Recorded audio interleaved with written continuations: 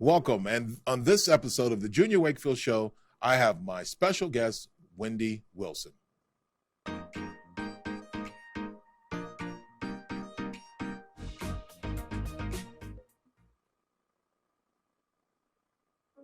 I believe everyone has greatness in them. As a personal trainer, it's my goal to get people to push themselves and to see the greatness in them that I see. And some people have stories so great, so incredible, I felt the need to share them with the world. Join me as I sit down and talk with some of the people who define greatness in our generation. This is the Junior Wakefield Show. Hi, I'm Junior Wakefield, and welcome to the Junior Wakefield Show. Well, good. If everybody's been following through, you know that my show has been talking about inspiring people who have a story to tell, people who have been inspirational, people who have used fitness to be able to overcome many obstacles, frustrations, and pressures. And today, my special guest fits into that category. Today, my special guest is Wendy Wilson. Wendy, how you doing? Good. How you feeling? I feel good. Are you nervous? No. You're not nervous at all? No. Why am I nervous for you? I don't know. Is it because there are all these people that are sitting in here that nobody will clap for you? Group. It actually is a good support group. There's Mona's back over here, and there's Hunter, and there's Kelly, and then there's Zachary, my son Zachary. So, yeah, you got a good support. Oh, my bad. Michael Price, too. We forgot about him, too. So, you have a good group here. I do. You have a story. It's a pretty tough story. Yeah. You're going to share it with the group. I will. And you're going to share it with everybody that's looking through those cameras and everybody on social media and so forth. Are you ready? I'm ready. Okay. We're going to show a picture of you. Woo! Who is that? That was me when I was drinking a lot and not taking care of myself. Yeah. How did that come about? I started drinking at a really young age. I was actually not even in high school yet when I started drinking. So. Okay. So what was going on? Nothing. I've battled with depression a lot my whole life, and I think that was something that I used to deal with it. And alcoholism runs in my family, so it's just kind of what I did. Just drank. Okay. So what stopped you from drinking? I saw the direction that my life was going in. I was actually 21 when I officially quit drinking. So when I was actually legal to drink, that's when I stopped. I saw that if I was actually able to go out and get alcohol myself and just kind of drink whenever I wanted, not when someone else could get alcohol for me, I was going to go down a really bad path. So I just made the decision to quit, and I quit. Haven't touched it since. You were drinking before you were old enough to drink. Mm-hmm. Young teenage. Yeah. You get to 21 when everybody can drink. Yeah. And then you stop drinking. Mm-hmm. Tough road. Yeah. I had quit too. I quit when I was 18 and was sober for almost 3 years, and then was dealing with a really difficult situation, started drinking again. I thought that I could handle it. I thought that I can have a glass of wine here and be okay, but a couple bottles in, I was like, maybe not so much. And so then I quit again, and that's when I quit. So I've been sober for 9 years. Sober for 9 years. Congratulations. Thank you. Now, where'd you live when all this was happening? I lived in Virginia. Okay. Mm-hmm. Now you're in Texas. I'm in Texas. How'd you get here? I followed a boy here for bodybuilding. Hey, I'm okay with that decision because it got me to where I am. Mm-hmm. I'm very happy to be here. I wouldn't have come otherwise. But we moved down here for him to pursue his dream of bodybuilding, and I was there to support it. So. Okay. How'd that go? Well, for me, I mean, there were definitely some ups and downs. The guy and I actually broke up before I came down. He actually asked me not to come to Texas a few days before I was ready to go. Had my U-Haul packed up and everything. And he said, you know what, I don't really want you here. I think I'm just going to do this on my own. And I was like, well, buddy, Texas is a big state. Like, I'm ready to go. I'm coming anyway. And I came, and I'm very happy that I did. I definitely used bodybuilding as just a focus in my life to try and fit in with him and impress him, and sort of, it was my identity. It wasn't something that I truly enjoyed or did for myself. It was more like, okay, I'm doing this so that I can impress another person. So you were an alcoholic. mm-hmm. You stopped drinking at 21. Mm-hmm. God tells you he's going to move to Texas for bodybuilding. Then he tells you, after you already started packing everything, then you're ready to go. You're ready to jump in the car. Yeah. And he says, don't come. Yeah. And you come anyway. Mm-hmm. And then you get here and you're still trying to impress him when he said, don't come? Yeah. I was a very insecure person. Okay. I dealt with a lot of, before I came to Texas, I actually dealt with a really serious situation that I think kind of took where I was insecurity-wise and just dropped it even lower. I was in a 5-year abusive relationship with somebody, and when it's somebody that you care about and you truly love that can hurt you in that way, physically, emotionally, mentally, it really breaks you down, and it makes you kind of forget who you are as a person. So any confidence that I had before I met that guy, 5 years of being with him and being told you're not good enough, this isn't good enough, you don't look right, you're too fat, you're too skinny, all of these different things, it just kind of, you learn to hate yourself just like they hate you. But really, they hate themselves and they're putting that onto you. But I didn't know that at the time. I just kind of thought that, well, something's really wrong with me. Like, I need to fix myself. I need to be better. And so I think then with this guy, it was a separate guy, but it was with the guy that I moved to Texas with, I just thought, okay, well, if I can be better, if I can do this and do this, then maybe eventually he'll want to be with me anyway, Okay. So let's see the picture of you overweight. Is that what you want to call it? When I was drinking, I was a tad overweight, I would say. Let me see. Uh-huh. Yeah. Wow. Wow. When I quit drinking, though, I dropped 25 pounds in I mean, I'm sure it wasn't days, but it was a very quick time. So that was like a keg then? Yeah. I dropped a keg. Yeah. So now when you get back to start working out, so let me go back to make sure everybody's up to date. Mm-hmm. So you get here, you start working out, you want to be able to impress this guy who didn't want you. You continue to keep working out, and then how did your life change? How did it change? What made you decide to be where you are now? So when that guy and I officially parted ways after 3 years of me being in Texas, that was when I was assisting in opening a new restaurant. The guy that I had been training with, he passed away. And so kind of 3 big major life changes happened all at once. And I just stopped going to the gym altogether. I just quit bodybuilding. I didn't really want anything to do with it. I just associated it with bad things, with this relationship that wasn't a great one, with, this person that I cared deeply about that passed away. And I just kind of dove into work and made that my focus. And so back in April, I think it was, right? April, I started working out with you. You start working out with who? With you in the group. And I think that when I started that, I was just doing it because, my friend was doing it and I wanted to tag along. I wanted to have something to do. I figured, I could get back into shape. This will be good for me. And then throughout this process over the last couple months, I think I've really started a good journey of changing who I am as a person. So I want to make sure everybody's on the same plane because there's a really important key. You start working out with who? With you. Okay, that's the Junior key. Wakefield. That's the key I wanted to make sure we emphasize on that one. Thank you very much. Appreciate that. No, thank you.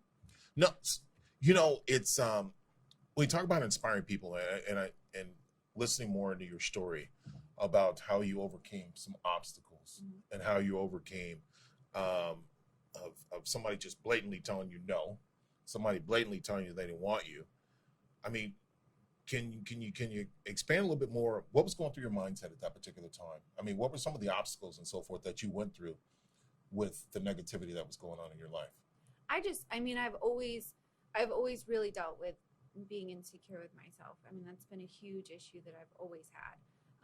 And I've chosen the wrong people to allow into my life that just amplify those insecurities. And so during that time, it was just all I wanted to do was just be better, but not for myself. Like, I wanted to be better for somebody else. And that is where the issue lied. You know, you can't want to be better for other people. You have to do things for yourself to make yourself happy, to make yourself feel good. Like, that's where you have to start. And that was not something that I was doing all those years. I've just recently started that journey. So now, what was high school like?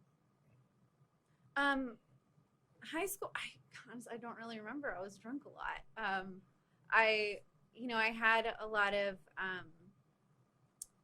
I dealt with a lot of physical limitations kind of around high school. So in middle school, I told you I was actually in a wheelchair for a while. I had surgery on both of my legs at the same time, and I was in 7th grade. And that was one of those things that kind of made me appreciate being physically able, because for that time period, I was not, I depended on everybody to get me to where I was going, pick me up, move me here, put me to bed, like all that sort of stuff. It was really difficult.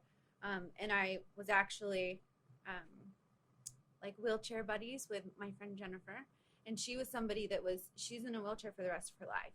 And so for me, like, knowing I'm getting out in a few months, like, I'll be able to learn to walk again, seeing her never being able to walk, for me it was just like, I have to really appreciate this kind of stuff. Like, I have to appreciate the fact that I can get up out of this wheelchair soon, I can learn to walk again, I can have that back. But then, you're young. I was 12, so you kind of forget those things. And then right after high school, when I started dating the guy that was abusive, I actually got carbon monoxide poisoning, and it paralyzed me. It caused post-traumatic stress. I know it's like a crazy, weird story, but I got carbon monoxide poisoning. I was paralyzed for a while, on and off. Like, anytime I would get physically or mentally stressed, I wouldn't be able to move. I wouldn't be able to speak.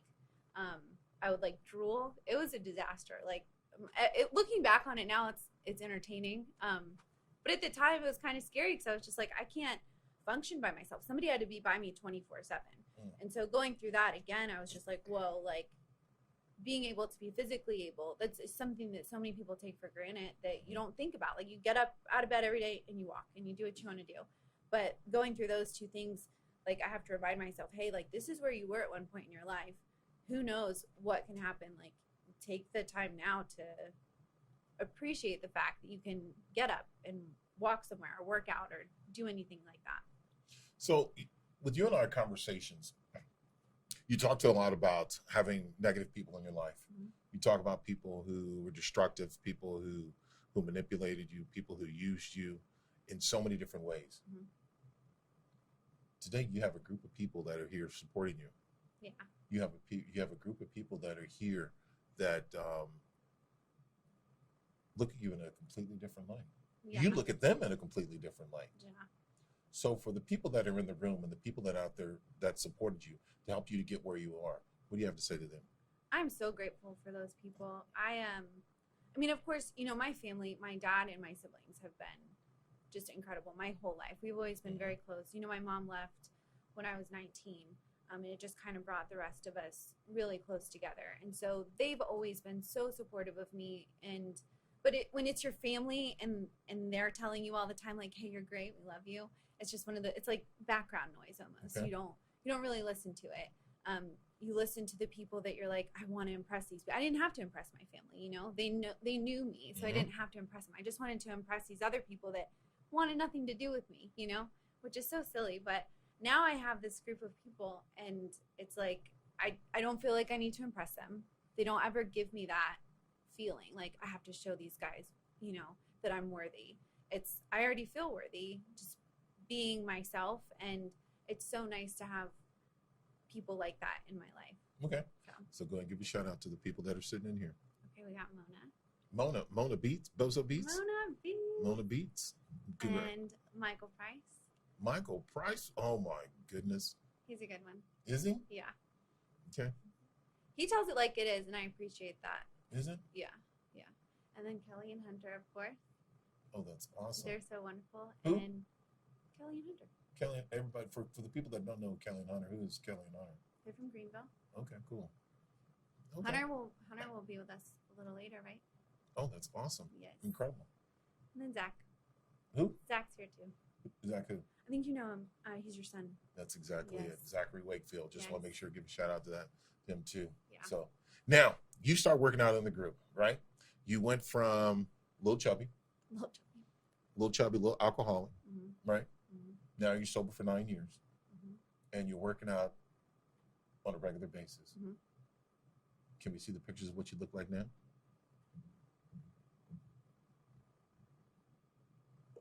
Yeah, that looks like it, but with a tarantula. That was a while ago. Yeah, but woo, that was a beast right there, girl. Yeah.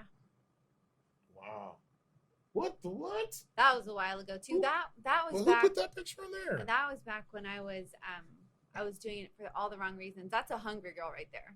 Like that stomach didn't have a lot of food in it. You could have had a couple double cheeseburgers. I could have. I definitely could have some cheeseburgers right there. Whataburger. They didn't have Whataburgers in Virginia, right? Okay. No, we don't. What? Yeah. Ooh, look at that back. Look at them triceps, girl. Wow. Yeah, these are all, like, these photos are. But that doesn't show your face. So is that you? That's me. I promise it's me. Okay. Yeah. All right. Wow. These are all when I was bodybuilding, and I look, that's a good look, right? If that's what you're going for, but I wasn't happy on the inside. I was doing it for all the wrong reasons, and it just like that. This one here, like I might not be as fit or as toned as I was back then, but that right there, I'm doing that for me, not for anybody else. And for me, because I kept telling you to do it. Yeah, and for so you. That's pretty awesome. That's awesome. That's awesome. When I first started my fitness journey. That was right out of my abusive relationship when I was like, you know what? I should probably put some muscle on these bones if I want to take care of myself. Oh, that's incredible. Yeah. So now, for what advice would you have for anybody else that may be struggling or maybe in an abusive relationship, who may be insecure, who doesn't know which way they're headed, which way they're going, who's having trouble to find that support system? What's some words of advice that you have for them? The biggest thing that I can say, and this took a while, it's not an easy thing, but you have to love yourself. And that's still something that I'm working on. Every single day I have to remind myself, like, hey, you're awesome. Like, you can do this. You got it. And it helps so much to have people in your corner that also say those things to you. But you can't depend on other people for that. You have to be able to tell yourself that and truly believe it. And if you don't believe it, keep telling yourself that until you do, because we all have so much power within us to be just these incredible people. We all are such incredible people. You just have to dig deep and find it sometimes. And I think a lot of us are scared of what that looks like, or just really don't believe that we have it in us. And you have to be your own biggest fan. You can't depend on anyone else for that. And once you're at that point, then the limits, there is no limit for what you can do or who you can be. Wow, that's powerful. Now, also, you have more on your story that we probably won't get to today, of just your journey. Mm-hmm. So how do people get to find out more about your journey besides coming back on the show? But also, people see you on social media or things like that? Yeah, I mean, I have social media, but I've deleted the apps because I don't, right now, my focus is more on me, not on, I don't want to look at other people and think like, oh, I need to be like this. So I actually deleted all my social media apps just to rid myself of those. So is that a word of caution as you're going through your journey and through your transformation? Not necessarily. I think everyone kind of deals with that stuff on their own. I think social media is a huge factor. It can do two things. It can motivate you, or it can kind of put you in a place where you're like, oh, I'll never look like that. I'll never be like that. And so you have to find your balance. For me, I would kind of look through and be like, I would look at old pictures of myself, or I would look at kind of people and what they portray their lives to be on social media, because no one's lives are like they are on social media, but we forget that when we're looking. And so you have to just, if you can look through it and not get distracted, sure, that's fine. But for me, I would rather just not see that stuff. I would rather focus on myself and be the person that I want to be, not the person that I want to be on social media. Wow, that's amazing. Powerful. I mean, it's really powerful. So Now when you, excuse me, now when you're working out, what's our workouts like? They're intense, but they're awesome. As in how? We do a lot of different stuff, which I appreciate. It's never the same thing over and over. It's always something different. Working out with a group is really nice. Guys, I think we all, especially the group we have now, everyone just motivates each other so much. And I think that that's really big in a situation like that. You know, it's helpful to have other people telling you, hey, yeah, you got this, you can do this, and to see other people that are kind of in the same boat as you, just working to be better every day. Oh, that's incredible. Now, you mentioned Zachary, and it's my son Zachary, and I'm prejudiced to Zachary just because he's my son, because he has my looks, which tells you how handsome he is. But he has a story to tell, and you have a story to tell, and I'm going to try to get Zach on the next Junior Wakefield show to sit in the chair that you're sitting in. I would watch that. Because you guys have a connection, or you have a journey that you've been going through. Yeah. With the way with the things he's going through, I'm not going to spoil it, and then what you've gone through, and you guys have used that as motivation, not just for myself, but also for the other people in this room, and also other people in the group. Yeah. And so, you know, I applaud you for being able to tell your story, and it's really awesome for you to be able to sit here and to be able to overcome the many obstacles and the many winding trails that you've gone through throughout your journey, to be able to sit here and to be able to talk about it, especially share it with others. So thank you very much. That's pretty awesome. I'm happy to do it. Yeah. If I can help one person with my story, I think that's a win. That's awesome. That's awesome. Well, thank you very much for being here. Which is, any shout out to your family in Virginia? Yeah, my dad, and he's in Virginia, and his wife Julia, and then Carly and Luke and Haley, my siblings. They're so wonderful. All right. Any other shout outs outside anybody here in the group? There's just everybody else in our workout group. Okay. Well, cool. Yeah. Well, thank you guys. Thank you for being here. Thank you for everybody here in the audience. I guess we can't get an applause. Okay. But anyway, thank you, Hunter and Zachary. There you go. Thank you. Yeah, appreciate it. There we go. That was weak. We'll work on it. Yeah, we're gonna work on it. Michael Price, just giving you a heads up. Maybe we'll just pre-record something next time. There's certain people we won't have in the room. So thank you very much for being here. It was awesome. And I look forward to having you back. And then you're about to be on What's on Your Plate, which is awesome. It's good because I'm hungry. Good. Well, good. Well, thank you for everybody out there watching. Thank you for Andrew, our producers. Thank you for Real News PR staff for giving us this opportunity to be able to share inspiring stories with inspiring people such as Wendy. You know, we've had some incredible inspiring people. We had Michael Price. We had Patricia Dixon. We had Lauren Siri. We also had so many others that were on the show. Dwayne Snyder, which is just incredible. So thank you guys for supporting us. Thank you guys for being here. Appreciate the studio audience that we have here. And thank you guys. You guys have a wonderful day. And thank you for watching. So check out the Junior Wakefield Show on all your social media outlets, YouTube, Facebook, Instagram, LinkedIn. And check out Wendy Wilson, all right? And listen to more about her story and information, all right? Thank you guys very much. Appreciate it. And we'll see you next time.